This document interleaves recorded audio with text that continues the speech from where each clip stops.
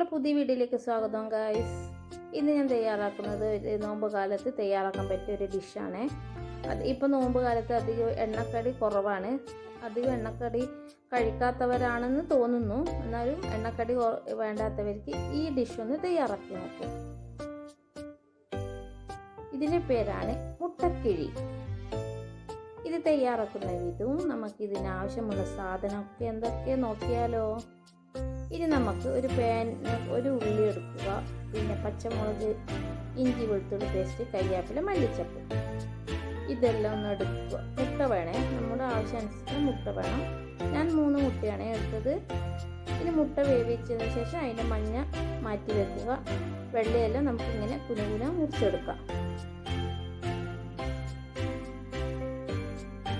ഇനി നമുക്ക് വേണ്ടത് ഒരു പാൻ അടുപ്പിൽ വെച്ചിട്ടുണ്ട്. അതിൽ കുറച്ച് എണ്ണ ഒഴിച്ചാൽ മതിയേ, ഒരുപാട് എണ്ണയൊന്നും ഒഴിക്കല്ലേ. കുറച്ച് എണ്ണ ഒഴിച്ച ശേഷം ഇതൊക്കെ ഒന്ന് വഴറ്റിയെടുക്കുക. കുറച്ച് ഉപ്പിട്ടൊന്ന് വഴറ്റിയെടുത്തതിന് ശേഷം ഇഞ്ചി വെളുത്തുള്ളി പേസ്റ്റ് ഇട്ട് ഒന്നും കൂടി വഴറ്റുക. ഇനി നമുക്കിതിന് വേണ്ട മസാലകളിടാം. മസാലപ്പൊടികളിടാം. മല്ലിപ്പൊടി ഇട്ടിന് ചിക്കൻ മസാലപ്പൊടി ഇടണം, മഞ്ഞൾപ്പൊടി, മുളക് പൊടി, കാശ്മീർ മുളക് പൊടി, പിന്നെ കുറച്ച് കുരുമുളക് പൊടി, പിന്നെ ഉപ്പ് നോക്കിയിട്ടിടുക. ഇതെല്ലാം ഒന്ന് മിക്സ് ആയതിനു ശേഷം പച്ചമുളക് മാറുന്ന വരെ ഒന്ന് മിക്സ് ആക്കിയതിന് ശേഷം നമ്മൾ നേരത്തെ കുനുകുന മുറിച്ച് വെച്ച മുട്ടയുടെ വെള്ളയില് അത് ഇതിലേക്ക് ഇട്ട് ഒന്ന് നല്ലോണം മിക്സ് ആക്കുക. ഇനി ഗ്യാസ് ഓഫ് ആക്കുക. ഇനി അടുത്തത് നമ്മൾ എന്താ ചെയ്യുന്നത് നോക്കാം. നമുക്കൊരു ഇല എടുക്കുക. ഇലയൊന്ന് വാട്ടിക്കോ. അതിന് മേലെ ലേശം എണ്ണ ഇങ്ങനെ പരത്തി കൊടുക്കുക. അതിൻ്റെ മേലെ നമ്മുടെ കാശ്മീർ ചില്ലി ഇങ്ങനെ തൂവി കൊടുക്കുക. ഇനി നമ്മൾ നേരത്തെ തയ്യാറാക്കിയ ബാറ്ററില്ലേ അത് നമ്മുടെ കയ്യിലേക്ക് ഇങ്ങനെ പരത്തി കൊടുക്കുക. ഇനി അതിൻ്റെ നടുവിൽ നമുക്ക് മുട്ടയുടെ മഞ്ഞ വെക്കാം.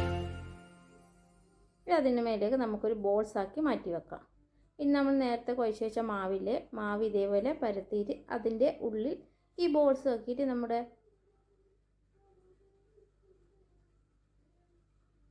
ഇതേപോലെ ഒന്ന് ചെയ്ത് കൊടുക്കുക. ഇനി നമുക്ക് ആവിയിലിട്ടൊന്ന് വേവിച്ചെടുക്കാം.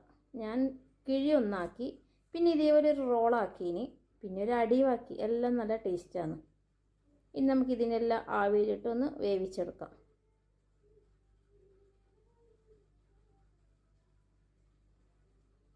നമ്മുടെ മുട്ടയുടെ മഞ്ഞ പകുതി വേണമെങ്കിൽ പകുതിയും ആക്കാം.